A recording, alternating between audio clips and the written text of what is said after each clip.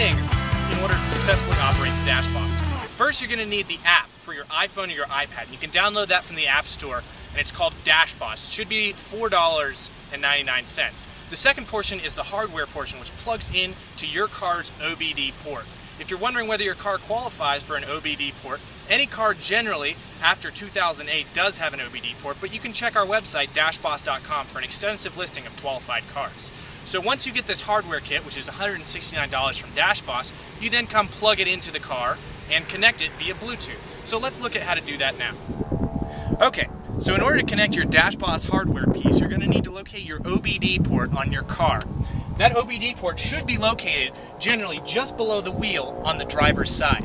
In this case, for the Porsche Cayenne, you're going to go ahead and plug it in just below the driver's side wheel. And that will plug in, and when you turn on the car, you should see power in the form of a light to this DashBoss. Why don't you go ahead and get a better shot of where that OBD port is.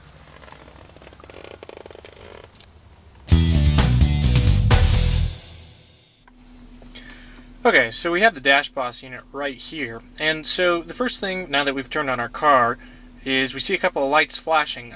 First you'll see a flashing blue light, and you'll see a flashing yellow light. That flashing yellow light right there indicates simply that the gateway is trying to connect to the Bluetooth. This is saying that the Bluetooth is searching for a signal.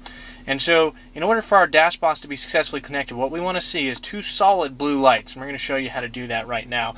So we're going to set down the actual hardware piece for a second and open up, in this case, our iPad, but again, you can be using an iPhone or any iOS device. So we're going to go into our settings, and we're going to try and turn on our Bluetooth. Once we turn on our Bluetooth, you'll notice DashBoss pops up there on the screen right here, DashBoss. It says not connected, and the DashBoss is still the same set of lights that we looked at setup. So we're going to go ahead and click connect, and you're going to notice it says connected. Now we see two lights on the DashBoss. This is very important. Those two lights mean two separate things. The solid light means there's a Bluetooth connection. The blinking blue light means there's authentication occurring. And we need that other blue light to turn solid like it did just now in order to have a successful connection. If you actually tried to open the app before that blue light turned solid, you would not have a correct connection with your car, and as a result the app would actually kick you out and you'd not have a successful app launch. So now that we have both blue lights, we're ready to launch the app. So we'll go ahead and exit out of here, and we're going to go ahead and find the DashBoss app all the way here on the end. Launch the DashBoss app. So the first thing you're going to see is it's going to say connected to your vehicle, and if you've already entered the gauge screen, to come back. So we're going to hit continue, and then you have to accept the legal disclaimers from iMicon, and you're going to see that there is a little Bluetooth icon down at the bottom of the screen which indicates it's connected correctly. Now if that Bluetooth icon is not illuminating and there's a spinning circle around it, that means it's still trying to connect and you haven't successfully authenticated.